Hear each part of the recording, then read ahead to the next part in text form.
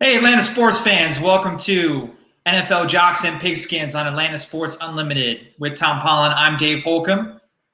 We got another great show for you today. 2 weeks, a little less than 2 weeks now until the NFL draft. So it's getting close. It feels like it should be next week. I think last year was the week coming up. You know, it felt like it all week. I kept thinking next week is the draft, and finally it occurred to me, no, I'm a little ahead of schedule. Yeah. Yeah, at first that happened to me as well. So I think maybe it's a little bit later this year. The last day, 2 weeks from now, is May 1st. So that's kind of late for the draft. But yeah, it really is. But hey, it's the NFL. They can do whatever the heck they want. Yeah, and we'll tune in whenever it is. So yeah, I know. Isn't that the truth? Yeah. No matter what they do.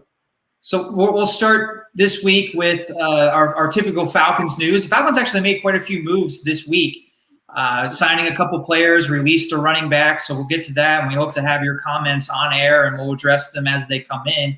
We'll also get to, I think we're going to round out or look at who we're considering the top 10 players in the 2021 class and kind of lay out where the best fits are for them. Not necessarily where they're going to go, but say the best scenario for them, where they will land. And they'll have also some fantasy ties there for offensive players, where is the best fit for them fantasy-wise, long-term, and for their rookie seasons. So you can write a comment, but wherever you're watching on this show live, if you're watching on replay, send us a comment. We'll read it maybe next week, or we'll get that comment eventually on air.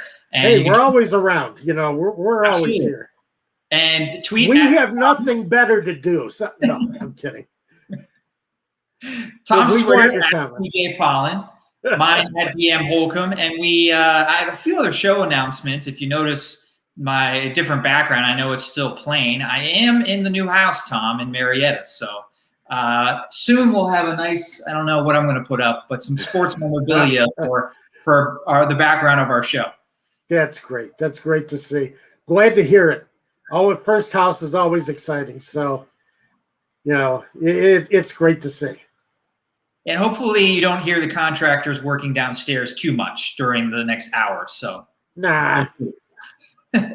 And behind the scenes, we're joined this week by Malik Brown. He's our producer filling in for Chris. Malik, thanks for filling in. And you have a show on Atlanta Sports Unlimited. Do you mind taking a few minutes and plugging that for our audience? What's going on, guys? I'm behind the scenes. All right. I'm Malik. Yeah, check out our episode, our show every week. We record every Sunday. It's called Birds in the Buckets with me and Rashawn Milligan, where we talk about the Atlanta Hawks every week. So check us out, guys. Absolutely, yeah. And it's something I haven't been able to do enough is watch the other shows on Atlanta Sports Unlimited. I got a new treadmill coming for the house downstairs. I'll install it, and then I'm going to have new place to hang your clothes. What's that? A new place to hang your clothes? No, I'm gonna use it every day. You use it every day. And I'm going to watch the shows on Atlanta Sports Unlimited every day. That's my plan. So great. Yeah. Yeah. No, there's a lot of great stuff going on, and new shows coming online, and the site's really starting to grow. So, everybody come on along for the ride. It's really taken off. Absolutely. Yeah. Yeah. So we want to make you a part of that expansion today, and send us your comments as we're talking about the Falcons and the NFL.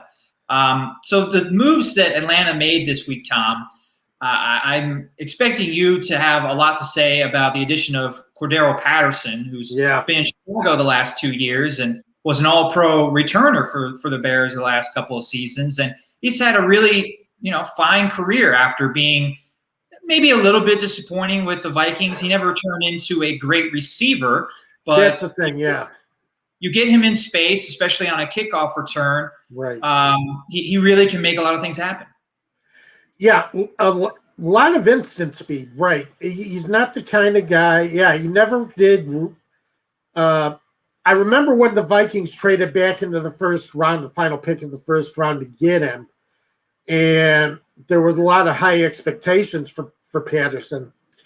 And he hasn't reached those as a receiver, but he really has emerged as a return man. It was very important to the Bears as a return man over the last couple of seasons. And I could tell you I'm disappointed to see him leaving Chicago. You can't underestimate the field position you can get out of a guy like Patterson. And the Bears did use him on offense more, not really running him deep or running him into regular patterns, but kind of getting him the ball in space and giving him a chance to accelerate. And his acceleration is amazing. So if you give him a couple of steps between him and a tackler, yeah, and he is very strong. Now, I do recommend Arthur Smith not line up Patterson as a single back, and try and run him up the middle like Matt Nagy did. Don't do that. It just drove Bears fans crazy. You see Patterson lined up as a single back behind the quarterback and get the ball and get stuffed as he tried to run up the middle. He's strong, but he's got to have a burst. He's got to be able to get that speed going before, he's tough to bring down, but you can't run him up the middle. Yeah. Did you see the report from the AJC? I believe it was the AJC that said that Patterson is on the running back depth chart. No, Atlanta? I didn't see that. I hadn't seen that yet. I think the AJC was the only outlet that reported that. And as I said, I think last week, the AJC has gone to subscription-based, so I couldn't read the story. I checked out ourlads.com, which is where I go for off-season NFL depth charts, any team. He's not listed there as a running back. So okay. I don't know if that's not updated yet or what's going on. The AJC has some inside information, but I would agree with you. He's not going to be a running back. The other part that we're going to talk about today is Ito Smith got released.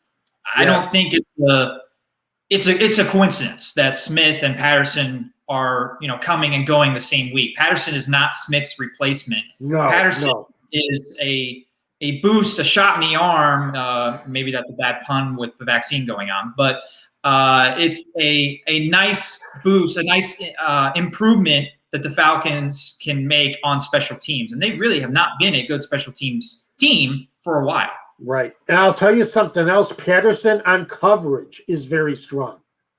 You wouldn't think so. He's not just as far as a return man. He is an excellent cover man.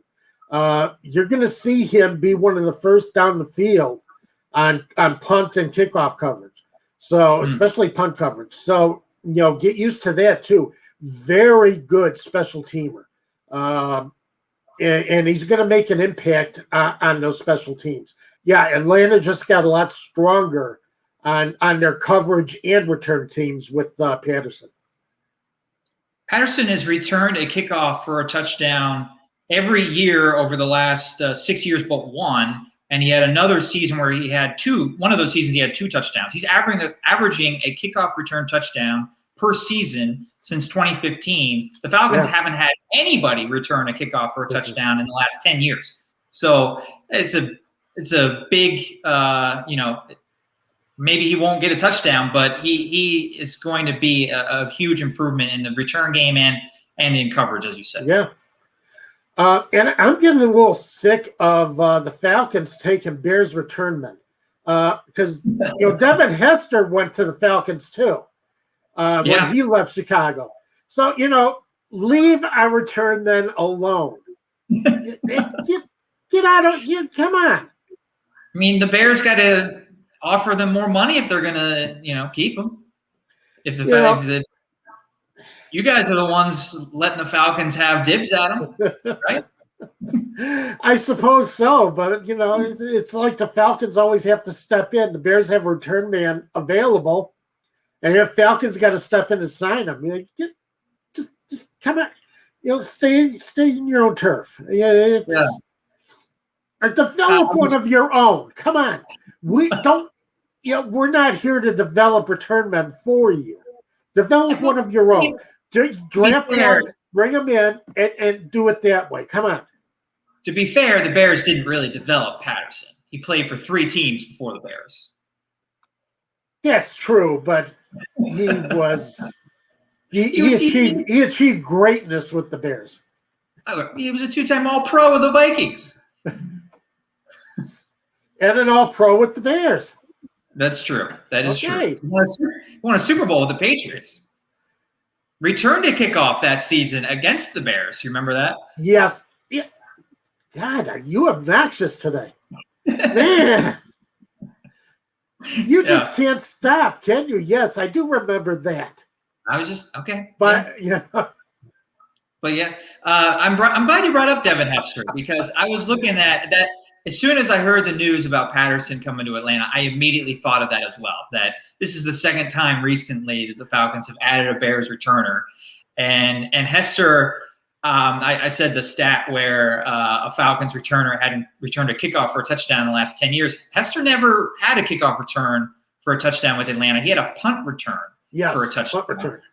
And that gave him the record for the most non-offensive touchdowns in NFL history. That he set that record with Atlanta. Yes, he did. He did. But he did the work to get that record in Chicago. Sure, of course, yes. He did all the work here. You guys got the benefit of a couple of seasons, but don't go bragging that a Falcons player set the record for non-offensive touchdowns. He did the work, I want to hear from our Atlanta audience. I'm sure they're getting a little perturbed at Tom, and I'm going to maybe perturb them even more by bringing this up. But I was looking at the all-time non-offensive touchdown list, and of course you know that Hester broke Deion Sanders' record. Yes. And he's another player that spent a portion of his career with the Atlanta Falcons and started it. Yeah. Oh. Yeah, but he's not known as a Falcons player, I would say. I mean, he went on to have a lot more success, at least team-wise, with other teams. Right. But I find it interesting that it seems like so many fans in the Falcon fan base try to lay claim that Deion Sanders is a Falcon. And I don't blame him. I mean, he spent quite a few years here. He spent quite a few years playing not only for the Falcons, but for the Braves. I mean, he did double duty. That's so, true. why, he's an important part of Atlanta sports history. So why not claim him? You can't let the Cowboys have him, for crying out loud. 5 years in Atlanta, 5 years in Dallas. And only 1 year in San Francisco, but won the Super Bowl with San Francisco. Won a Super Bowl with Dallas as well. And he was on that no, he wasn't. No, sorry. I was going to say he was on the Ravens. He was on the Ravens, but he wasn't on the Super Bowl Ravens team. No. So, I don't see why Atlanta fans shouldn't try and lay claim to Deion Sanders. It's perfectly fair. He was a Falcon. He was a Brave. He's as much a part of Atlanta sports history as anybody. I guess I don't want to make anybody angry, but it just it seems like there should be someone better than someone who only spent 5 years here. I guess this is what I would say. And maybe that's why I say develop your own people. Quit stealing them. Well, I would hope that when Matt Ryan retires, when Julio Jones retires, that they become the all-time Falcons in the mind of fans and not Deion Sanders, which a lot of people, I think at this point, it's Deion Sanders, maybe Michael Vick. There's a lot of people that don't like Michael Vick still, and understandably so. So it's kind of Deion Sanders is the big name that everybody knows that is the best player in Falcons history, but he didn't spend that long here. True. Yeah, I know. No, he didn't. And I would say, yeah, let's, you've got Matt Ryan and Julio Jones, and those are two guys that you really want to stand with as far as all-time Falcons. They're going to be around forever. They're going to be part of the Atlanta family forever. They'll be coming back and for both of them are going to be eventually go in as Hall of Fame players too. So, going to be a couple players that Falcons fans can really be proud of. And that's a good thing. The Bears have an alumnus of, the Bears alumni is a big organization. A lot of players who played in Chicago that kind of part of the family. The Bears organization has kind of kept them as a part of the family. Even though they've done other things, Mike Singletary has coached in other places, but he's still a Bear. You get that with a lot of players, but the Bears also have a 100-year history. Right. I mean, the Falcons have a lot, shorter of a history, but this is the kind of thing you build an organization around and say, you have a lot of pride in the players that have been part of your city for so long and performed for you for so long. So, Ryan and Jones are going to step up and be important parts of the Atlanta Falcons for years after they retire. And, maybe Patterson will be too. We'll see how long he stays here and how much he has. I know it irks you that I'm suggesting that he could be a Falcons player in a couple of years. But we'll see. Yeah. We'll see how long he stays here. He's 32. Yeah, Hester is, by the way, a part of the Bears community. Of course. I never said that he's not. Get that straight. Okay.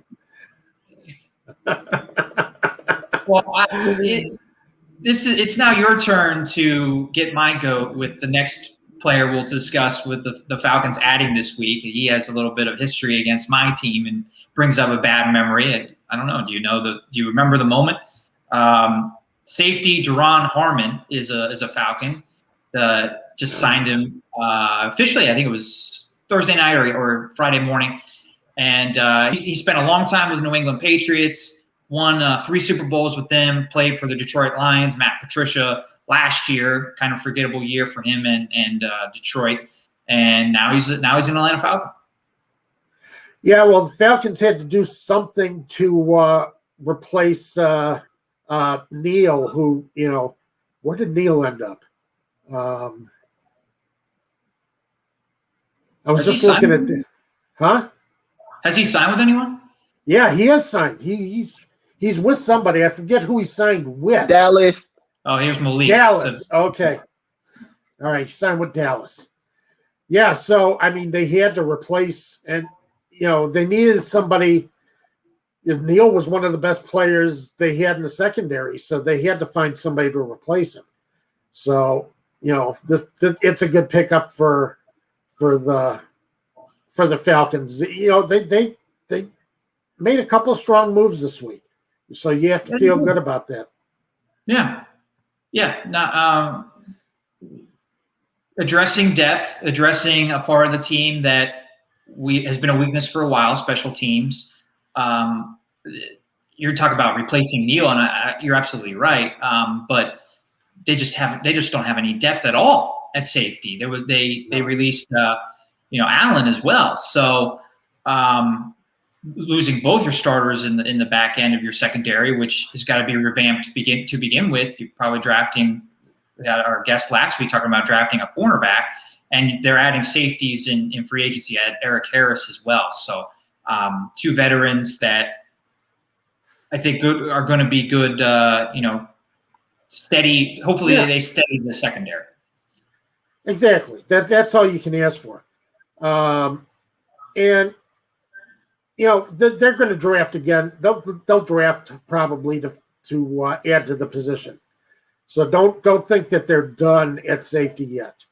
I think they still have more moves to make. We'll see who they bring in, on day 2 and day 3 of the NFL draft. They're not going to do anything in the first round, obviously, but I wouldn't be surprised to see them go do something in the third round. I would like to see the Falcons stay with the offense in the first round and do something to strengthen the line, strengthen their presence on offense. But, that's a whole nother conversation as far as the first round pick for the Falcons. But, it's a secondary that struggled. We talked about it last week. It's a secondary that does not create negative pass plays, either by sacks or by interceptions. They were near the bottom of the league in negative pass plays. And, you've got to get those turnovers. You've got to be able to you got to be able to get the ball in positive field position, set your offense up, and something better than having to drive 80 yards constantly to effectively to score points. You can't keep doing that. Right. So, and that's really what these two additions are going to do. That Patterson creates field position and special teams, and Harmon, I wouldn't say he's a ball hawk, but he's consistently had 2 to 4 interceptions every single year. He's had an interception at least every single year in his career. There were only 2 years where he had 1. So he's had multiple interceptions in majority of his seasons. So, if he contributes 2, 3, 4 interceptions and creates that field you're talking about, that's a real positive thing. Right, exactly. That's all you can ask for. Steady, a good veteran presence, and at safety, you really need that. A good veteran presence to help as far as studying the cornerbacks, knowing that they have help, and being there for support. So, it's an important position. It's a lot more important than a lot of people give it credit for. And I think, the Falcons have really made a good move, good signing. As far as, a team that keeps struggling with salary cap, you consider that the Falcons are struggling with the salary cap, but they are making some solid moves to build the team before the draft, to fill out in free agency. So you don't remember Harmon's most famous interception, at least in the regular season? He has a few in the postseason as well. No, I don't. It came against the Steelers in 2017, 2 plays after Jesse James scored but didn't score. You remember what I'm talking about? Jesse James play. I remember that Jesse James scored but didn't score. Definitely. Yeah. Am I having problems with the computer? I can hear you. You can hear me. Okay. Yeah. I was wondering because it seems like I'm freezing here a little bit. And I was thinking maybe you were losing me, but I've had that happen on my computer as well, but it normally is only frozen on your end, not on the other person. Oh, okay. So Harmon, so Jesse James scored. It would have given the Steelers the lead with under a minute to go. This game was Week 15, 2017, basically going to decide home field advantage in the playoffs. Right. And James caught the ball in the same motion as catching it, dove for the goal line. No one was around him. He got into the end zone, but the ball hit the ground as he was going to the ground, diving for the end zone. The NFL said, no, he didn't survive the ground. Incomplete. Yeah, and see, to me, I always argue that he broke the plane. I mean, he broke the plane. At that point, once he had the ball, he became a runner. That's the rule now. What's that? That's the way the rule is written now. They changed it. Yeah, that right, exactly. That's the way. But then it was not. Then if you were making the catch in the same motion as falling to the ground, you had to survive the ground, which is just no one survives the ground. I love that phrase, but the ground is undefeated. You can't survive. The ground gets us all at some point. So So anyway, that plays, I would say, wrongfully ruled incomplete. And the next play, the Roethlisberger completes a short pass in the middle of the field to Juju Smith-Schuster. Clock is running. They run another play on third down real quickly. Nobody's open. Roethlisberger throws it in the middle end zone, and Jerron Harmon makes the catch for the interception. Okay. Game over. A field goal would have tied it and sent it to overtime. And maybe we're not still talking about the Jesse James play because it would have been overtime, and maybe the Steelers win in overtime, or maybe the Patriots win in overtime. Maybe people just forget about the Jesse James play. But really, it was Harmon that sealed that controversial play would remain controversial because the Steelers did not get the game-tying field goal. Right. They couldn't get in. So, yeah, it's – boy. I don't know how many people around the league are still remembering the Jesse James play. Or is it just Steelers fans? Maybe it's just Steelers fans. I thought it was like, I mean, I think it's not well known that Harmon made that interception, but I'm surprised that I had to remind you of the Jesse James play. I'm surprised. No, you didn't have to remind me about the Jesse James play. I remember that because that was a huge discussion after that play. Yeah. And I remember it. You know, to this day I say they missed the call, but that's just me. And I think it's a little less controversial because the Steelers ended up losing to the Jaguars, and they kind of lost their right to complain, after losing to that Jacksonville team at home for a second time that year. However, if that play counts, the playoffs are completely different. The Steelers would be at home against the Titans instead of Jacksonville, and they would have had to only play New England or Jacksonville instead of having to play both to get to the Super Bowl. They're probably in the championship game, and they're at home. So it would have been different, but I'm not going to continue to complain about it because the Steelers lost to Jacksonville, and they gave up 45 points to Blake Bortles. They lose their right to complain when they do that. Exactly. So, again, the what this all adds up to is the Falcons got a strong free safety to roam this secondary. And a little bit of history that you can bring up to your friends this weekend. Hey, the Falcons added this safety that was part of NFL history with Steelers and Patriots game a few years ago. Yeah, an NFL safety pissed Dave off. So, everybody can say that. Yep. Yeah. The last move the Falcons made this week, cutting Ito Smith. I guess my big question is this a signal that the Falcons are definitely going to take a running back early? I wouldn't say first round, but is this a signal now that there's a need, at least for a backup running back behind Mike Davis? And we've talked about Mike Davis might be better suited in a backup role. So does this mean that minimal day two Falcons are grabbing a running back with no Smith? I agree. Yes, absolutely. I think they had to anyway. Even if they kept Ito Smith, I don't think Ito Smith was going to beat anybody out or was going to be a featured runner in Arthur Smith's offense. So to me, I wasn't surprised by that move at all. I've never been overly impressed with him. He's never really established himself as a reliable number two back, or a guy who can take over and carry your offense. So definitely, I think, considering that the guy that they hired as head coach, yes, I feel they needed. They were going to have to take running back very early, and I think this just kind of finishes off that thought. Take that as a sign that the Falcons are going to take a running back. Yeah, I think so.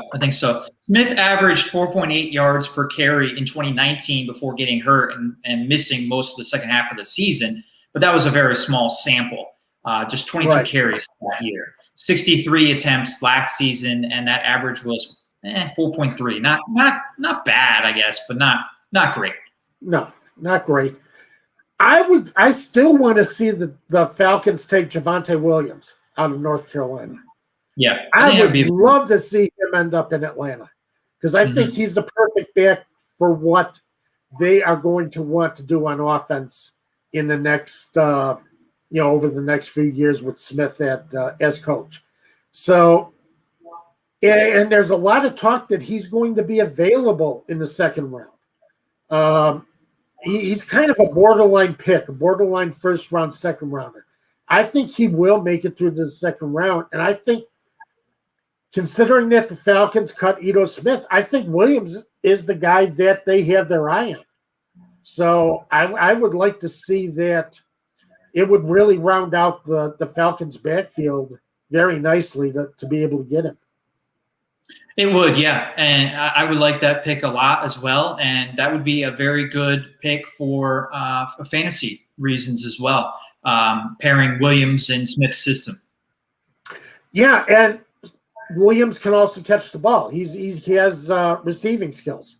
So, you can do a lot with him on offense that you couldn't do with Ito Smith and Brian Hill. So, you're really upgrading the position, or Todd Gurley. You're upgrading the position. You weren't going to send Gurley out in too many, pass plays, but Williams can catch the ball. He can run. He's a strong runner. So I think that rounds out that offense very well. I think I would love to see him drop into the second round and the Falcons grab him. I'm saying I am predicting the Falcons have their eyes on Javonte Williams. Okay. Very good. You heard it here. You heard it right here. Falcons have their eyes on this guy, and they're going to take him. If they do, I think that would be a very smart move. So, okay. So that's what the Falcons did this week. They had a pretty busy few days. The second half of our show today, we want to go through who we consider to be the top 10. Maybe we'll get to top 15, but probably focus on the top 10 players available and kind of where they fit best, what teams would be the ideal landing position for them in the top 10. And I'm sure a lot of our discussion will be coming back to the Falcons, who much of the draft depends on what they do at number 4. They really are the wild card in this draft because the way the first round unfolds is going to have a lot to do with what decisions the Falcons make at the 4th pick. Because I think we all know how the first 3 picks are going to play out as quarterbacks. Right. We don't know which quarterbacks. Depends on who you read. Which expert you actually feel is the expert. But the shape of the first round really does depend on the Falcons. What do they do? Do they stay? Do they trade back? Do they go for the quarterback? Do they go for Pitts? It's there's so many options. If anybody says that they know exactly what the Falcons are going to do with that pick, no. You don't. Because it's going to be fascinating to see how that plays out on draft day. And I think that's when we're going to finally see this play out, is when they start the draft.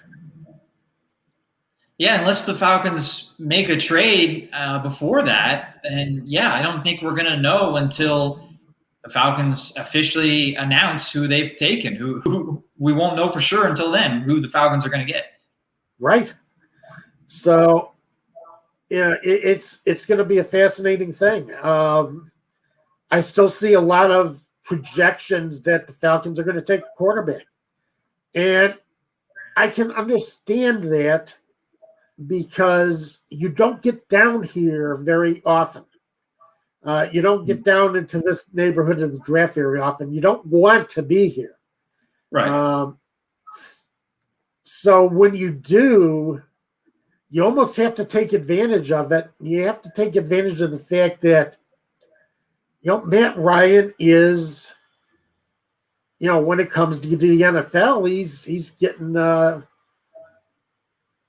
he's getting up there in years. He's getting to the point where you have to think about his status over the next couple of years, and after he retires, which is coming soon, what are you going to have behind him? So that's a big question. And we've talked about this quite a bit already, I think, and we really, I think, hammered it home last week with our guest. But the fact that there's no slam dunk defensive player makes this pick harder for Atlanta at number 4. Well, that's the problem, and that makes it harder for them to trade back too. That's true, because there is no real edge rusher that anybody wants to come up and try and get. There's no difference maker at the edge. You're going to get teams that are interested in quarterbacks, but you're not going to have teams that are looking for a pass rusher who are going to be competing for that pick also. But I think if there was that pass rusher, we wouldn't be talking about the Falcons trading back. They would just be taking that. We would be penciling in Falcons Chase Young if he's this year instead of last year. Yeah, I would agree with you. They need that caliber. Again, we go back to negative pass plays. You're not creating interceptions. You're not creating sacks either. Quarterbacks are getting rid of the ball against your defensive line. And, part of creating interceptions is creating pressure on the quarterback too. Keep it, taking that time in the pocket from like 3.5 seconds to 3.2 seconds is a big deal. It really is when you're talking about NFL caliber competition. Mm-hmm. So you really need that pass rusher because he's going to hurry a quarterback into making a mistake, or he's going to put up, the opponent in 3rd and long, and you got problems. Right. So, it's unfortunate that guy is not here for the Falcons this season. Yeah, it is really, yes, it is. It is really unfortunate that player who really there's been that kind of player for a few years in a row. I mean, I talked about it last week. Last year it was Chase Young. The year before that it was Nick Bosa. Right. The year before that, I guess Bradley Chubb. And then the year before that it was Myles Garrett. So there were 3 of those 4 years, there was a pass rusher going in the top 3, top 2, right. And he became an all-pro almost immediately. So, but that guy's not in this class. Yeah. So, but you still have teams that are looking for quarterbacks. You got the Bears, Denver, New England. There's a lot of talk that New England is not going to settle for Cam Newton, that they're going to be looking to try and trade up, and they do have draft capital this year to trade up with. They have a lot of picks. So, will they try to move up and get one of those quarterbacks? And the Washington football team from Washington. and apparently they're going to keep that name for a while. They like it. So, really? Yeah, that's what I've been hearing. They're going to hold on to that name for a while. So we got hail to the football team. All right, there we go. Yeah, HTTFP is going to be the hashtag now. Instead of yeah. Okay. Looking forward to seeing that song. Yeah. Football team. Yeah. All right. So I'm going to throw another wrinkle into our discussion of the Falcons at 4 and kick off where players are, where their best fits are. Okay. So I'm going to start with Kyle Pitts. And I think he'll fit anywhere, first of all. So do I. I was reading more about him this week, and he just sounds phenomenal. He's not the best blocker, but in terms of creating mismatches on linebackers and safeties, cornerbacks even, he's going to be he might be an all-pro as a rookie. The sky's the limit with this guy. Right. In so many 2 tight end sets, you only need one blocker, one pass catcher. The U tight end and the Y tight end, and that's what you're getting the Y tight end out of Pitts. He's going to be the guy who's going to go out and do the job, make the mismatches, post up in the end zone, that kind of thing. Against linebackers and smaller defensive backs. So, he's going to be a heck of a player. Let's see. Mac Jones got our first comment here. Yeah. Panteros of 1959 says Mac Jones is the wild card in the first 1 through 3 picks. If MJ goes third, does that make 4th pick more or less valuable? Absolutely makes it more valuable. Yeah, I agree. It makes it more valuable. Justin Fields will still be available at 4. Yes. That's the big thing. Exactly. And if a team still likes Trey Lance or likes Lance more than Fields, he's also available. Right. You got your pick of 2 quarterbacks who are projected to be first year starters. Yeah. So it definitely makes it does not change the value of the pick. It makes it more valuable. You still get value with that number 4 pick, no matter who. And it's not surprising that you say that. As far as Mac Jones at number 3, because I'm reading a lot that the 49ers do like Mac Jones at number 3. Yeah. So it's becoming more likely that that's what we're going to see. Which throws another wrench in the Falcons pick at 4, because you're talking about needing a quarterback, needing a replacement for Matt Ryan and Justin Fields, who 3 or 4 months ago, maybe longer than that, at the end of the college season, everybody was saying it's going to be Lawrence and it's going to be Fields. So now the Falcons at 4 could get who a few months ago was supposed to be the 2nd pick right after Lawrence. So is that tempting at all? And what I'm about to get at with Pitts is considered definitely the best non-quarterback in this draft and probably the number 2 overall player after Lawrence. I've even read some people say that he's just as highly regarded as Lawrence. Yeah, I wouldn't go that far when you're talking about a quarterback. As I keep saying, quarterback is the most important position on the team. So I'm not arguing that. I guess what I'm saying. I guess overall player, as far as talent and everything, yeah, I guess you could make that case. 10 years from now, I guess what I'm trying to say is there are people out there that are saying 10, 15 years from now, we may look back and say Pitts has had a more successful career than Lawrence, or he's had, and not saying that Pitts is or that Lawrence isn't more important as a quarterback. He's obviously more important, and if Lawrence wins the Super Bowl, it's going to be hard to say a tight end had a more successful career than a Super Bowl winning quarterback. But in terms of talent and skill and just overall who's the better football player, Pitts is right there with Lawrence. Yes, he is. With minds. Yeah, he is. And the reason why he doesn't go higher is because teams need a lot of, the teams up at that point in the draft need quarterbacks. They've got to get a quarterback who can lead their offense. And that leads me into my trivia for the week, Tom. And Malik, you can weigh in with an answer if I stump Tom. So, who is the last tight end? This is going to be a tough one. Who is the last tight end to go higher than 8? And part of this trivia that I want to share with everybody is if Pitts goes at number 4 to the Falcons, he will be the highest drafted tight end ever. No tight end has ever been picked higher than 5. And it has been 15 years, there's your hint, 15 years since a tight end went 6. Who was that? Gonzalez? Nope. A little bit later, a little bit after Tony Gonzalez. A little bit after Tony Gonzalez. You brought up Mike Singletary earlier in the show. Mike Singletary had a run-in with this player. When he was on his team,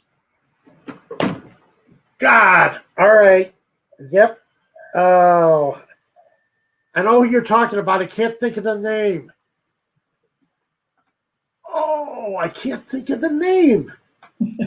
I know who you mean. I know exactly who you're saying. And had a really good career. Well, decent career. Yeah. He had a good career. Yeah. He played for several different teams. He spent most of his career with the 49ers. Is he the guy that Mike Singletary dropped his pants in? I don't remember that, but I believe he was the player that in the middle of the game, Mike Singletary kicked him out. He said, go to the locker room. Yeah. Uh-huh. Yeah. Oh, God, I can't remember the name. These are all, and as I keep saying, Dave, these are all the things you have to look forward to. You're a young guy. You don't have to. Malik, do you have any guesses? If you don't, that's fine. I'll just. Is it Vernon Davis? Struggle for a few more seconds. Is it Vernon Davis? Wendell Davis, yeah. Vernon Davis. Vernon Davis? Vernon Davis, that's correct. Vernon Davis. Great. That's it, Vernon Davis. Yep. So, history is going against Pitts a little bit and since then, I found this stat interesting as well. So since Davis went 6th overall, 2 tight ends, just 2 in the last 14 years have gone in the top 10. They were both Detroit Lion picks. So Eric Ebron in 2014, I'm not going to make you guess this, and T.J. Hawkinson 2 years ago. Yeah, T.J. Hawkinson, right. So tight ends are not top 10 worthy picks usually, but Pitts is just like Pitts was the first tight end to be nominated for the Fred Biletnikoff Award, which is an award for a wide receiver. Yeah, yes, it is. An incredible junior. I guess he was a junior season at Florida, and based on what I've read, people are having a hard time kind of comparing him to somebody that is already playing tight end. Lance Zierlein from NFL.com compared him to Calvin Johnson. So, really? Yeah. Okay. That's an interesting comparison for a tight end. Right. But, size-wise, he's a tight end. I think skills-wise, he's a receiver. Yeah. And I think that's what you're looking at. So, returning to our best fits list, I look at this partially from a fantasy perspective, like where is Pitts going to go and put up the biggest numbers, at least his rookie season? And you look at the top 10 teams or top 5 teams who has, as a tight end, you're looking at teams that already have the quarterback. And I guess long-term, Cincinnati is intriguing because you have Joe Burrow there. Hopefully he comes back healthy. And then you got a Burrow-Pitts connection for a really long time. yes. But I think Cincinnati is going to go offensive line. A lot of people do. A lot of people have Penei Sewell going as the Bengals pick, and I've seen that pretty consistently. Just for the fact that you got this number 1 quarterback, who is really a talented number 1 quarterback. I liked Burrow, what he was doing last season before he got hurt, and you got to protect him. You got to keep him upright. Yeah. Right. So we're in agreement that Penei Sewell best fit for him, Cincinnati.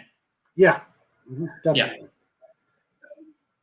Pitts again can fit anywhere, but where will he put up the biggest numbers right away? It's got to be Atlanta, right? Well, it's definitely Atlanta with Matt Ryan at quarterback, right? Without a doubt, and with Arthur Smith as coach. His best numbers, if the Falcons take him, yes, his best fantasy value is in Atlanta, without a doubt. But again, that's just another option. That's another part of the wild card for the Falcons pick. Is you're almost creating instant offense. You're almost saying that we're making a run for the playoffs and possible Super Bowl this year while we still have Ryan. If you take Pitts. And your style of play is going to be you're going to win games 35-31. Yeah, pretty much. You're going to have to because you don't have the pass rushers. You know, some of these edge rushers aren't going to be available in the second round and third rounds. So you still might be able to pick up a solid contributor in the later rounds. You're not going to pick up an immediate Pro Bowl edge rusher, but you might be able to pick up somebody who's effective. As we've said, though, there is no guaranteed Pro Bowl, All-Pro pass rusher in this class anyway. So no, right, exactly. Maybe that is the way the Falcons, maybe that is their thinking. If they're committed to Matt Ryan and they're not sold on the defensive players, then you think best player available. He's going to make the biggest impact immediately of anybody available at 4 or in the top 10, to be honest. Yeah, he will. That's it exactly. And I could see the Falcons doing that, and that will reveal what the Falcons are thinking. Are we making, even though they were salary cap, hard up against the salary cap, are we going to build the kind of team that can really compete with the Saints and with Tampa Bay this year and give ourselves a chance to compete in the playoffs? So if they take Pitts, that's what they're saying. It'll be a very intriguing first half hour of the draft. Really, the first two picks are, I think everybody knows what's happening there. And 3, we think it's a quarterback. We know it's a quarterback. It's which quarterback is it? And then Falcons. You don't trade up to number 3 to take somebody other than a quarterback. Right. If you're trading up to that spot, you're taking a quarterback. You're doing that to take a quarterback. So as we move down our best fits list, do you have a quarterback that you think fits best in San Francisco? I think Kyle Shanahan is very versatile as far as his ability to work with a quarterback. So I see him being able to work with, it depends on who he feels has the raw talent that he can work with. But I don't think there's one quarterback type that fits in with San Francisco. I think Kyle Shanahan is a very good, can work with just about anybody and make them an effective quarterback. Moving down into the later part of the top 10, Miami now picking at number 6, Detroit picking at number 7. It sounds like those teams are going to go wide receiver. Do you agree that wide receiver is the best fit? And is there any particular wide receiver that fits there, or are you going with a different position for either of those teams? I never feel that wide receiver should be taken in the top 10. I really don't. I'm just laughing because I tend to agree with you, but we're going to see multiple wide receivers go in the top 10. We will.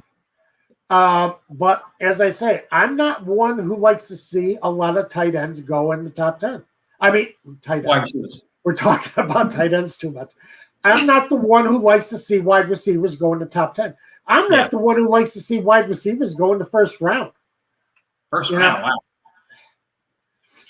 Unless you have an established team already built, unless your line is built, unless your defense is productive, unless you've got a good quarterback, good running.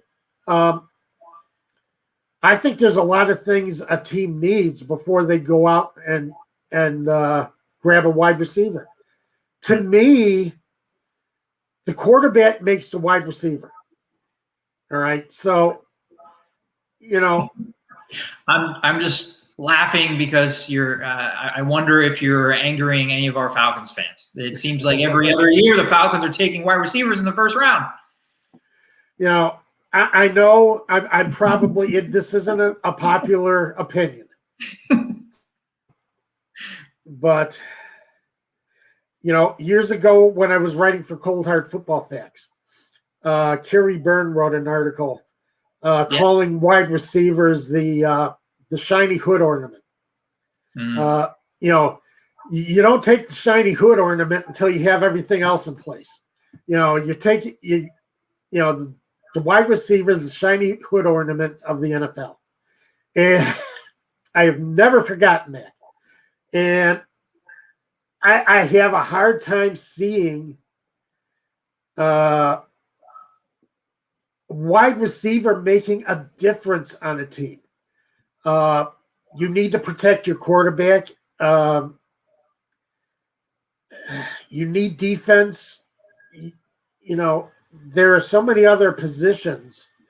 You can use Patrick Surtain a lot more than you could use a wide receiver. You're going to need him. Micah Parsons.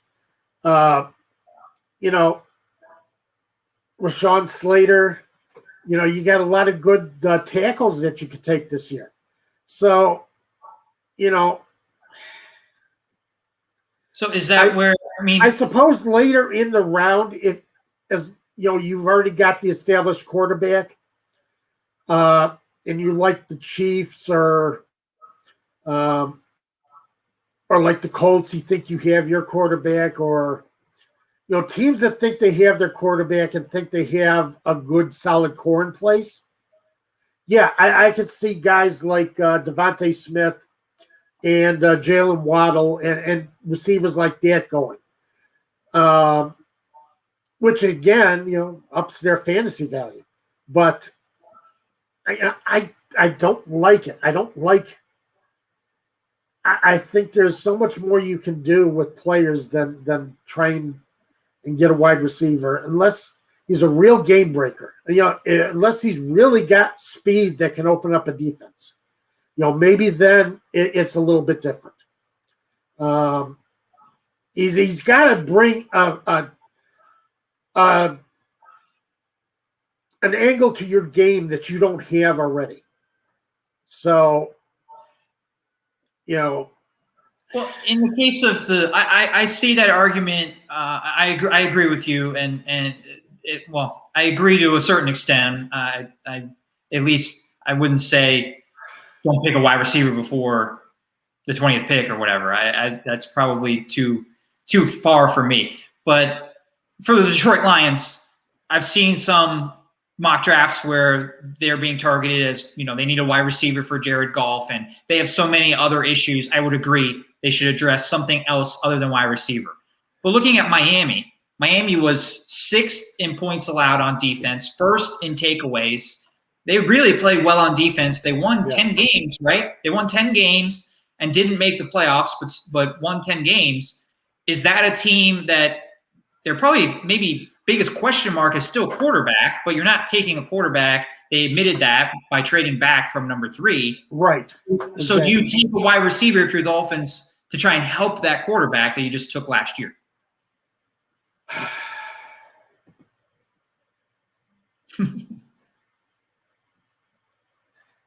You know, you're going to cause me now to go back on what I just said.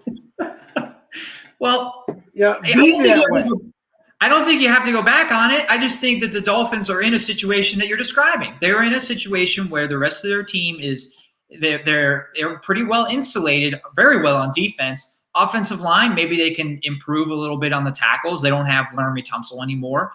Traded him a couple years ago. So maybe tackle is the play there. But to make a real difference and help Tua, really evaluate Tua to see if he's your future, it would help to get that number 1 wide receiver, I would think. Yeah, I would think so. I wouldn't argue that. I mean, I would like to see them take a tackle and protect Tua better. Okay. Yeah. But, and I think they're in position where a tackle will be available. Yeah. But again, it's not the sexiest position. It's not what people want to see. It's hard to get ramped up when your team takes an offensive lineman in the top 10. It's just not. I would like to see them take a tackle to protect two or more. But so you're identifying Rashawn Slater as the best fit for them? I would say so. But you're also talking about a quarterback who did not get the ball down the field very consistently last year. Tua was he was near the bottom of the league as far as net passing yards per attempt. So maybe he does need that receiver who can get downfield for him, can stretch a defense, can create more room in the center of the field for other things to happen on offense. So maybe it does make sense to take a wide receiver there, because you're right. Defensively, the Dolphins are set. They really are a good team on defense. Mm-hmm. And I think they're going to go into 2021 the same way. So you can make an argument that a wide receiver could be the guy that would make a difference for Miami.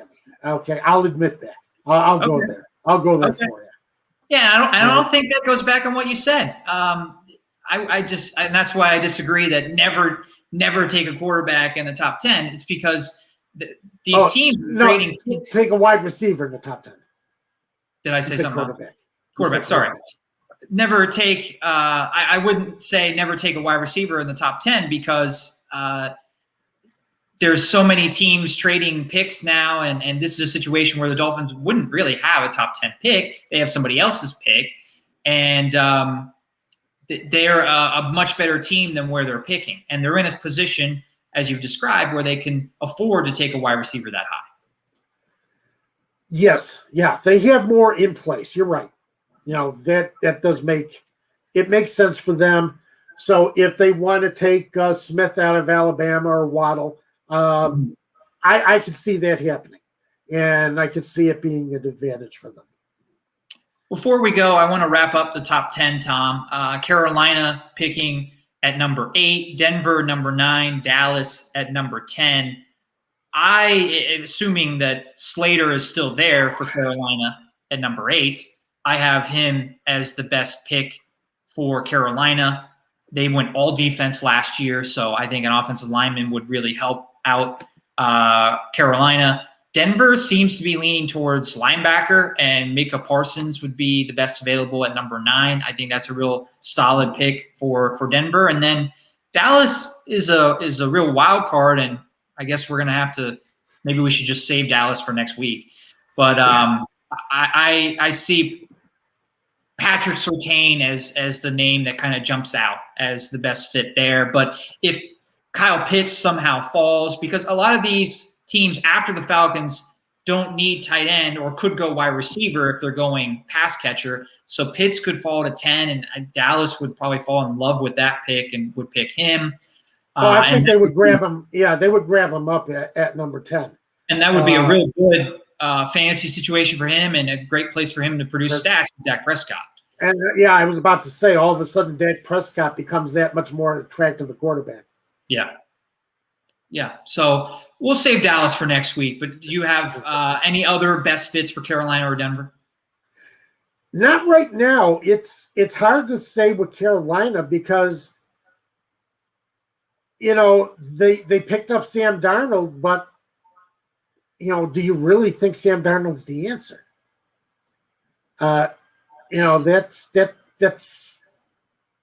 That's a tough one to evaluate. If you really think he's the answer for you, then you go line or because that can only help Christian McCaffrey too, as far as offensive line. You got to protect your quarterback. You got a good blocker for your runner, for your all everything runner. I don't think Carolina is made a decision one way or the other if Sam Darnold is the answer. I just think they got him for cheap. And if he works out, then he works out. Really, they're bringing him in to compete with Teddy because they weren't happy with Bridgewater. No, they weren't. Bridgewater started out the season well, but yeah, he faded as the season went on.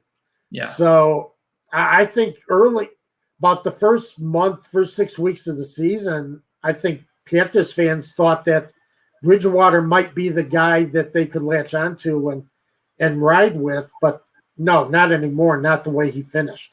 So it's going to be interesting to see how that goes.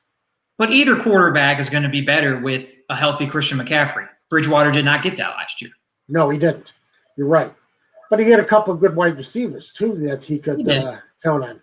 He did. So, and he still has them. So it's tough to say, but. Well, I guess what adding Sam Darnold says to me is that Carolina is not going to add a quarterback in the draft.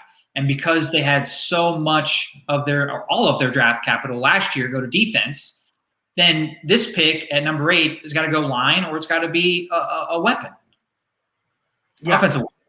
I agree with you. I think the offensive line makes a lot more sense for them. As I say, you're helping your quarterback. You're helping your running back who's coming off of injury season, a rough year. But when he's healthy, it's amazing what McCaffrey does on the field. So, you got a guy who can catch, who can run, and is great in the passing game too. So, pick up a tackle and give yourself some more reliable protection, more reliable blocking. Solidify that offensive line. As I always say, ideally you build from the inside out. Mm-hmm. So, for the Panthers, it does make sense to take that offensive lineman. Yeah, we're out of time. Yep, we're out of time. Oh, sorry, I didn't mean to cut you off. No, I got to stop talking. Just tell me to shut up.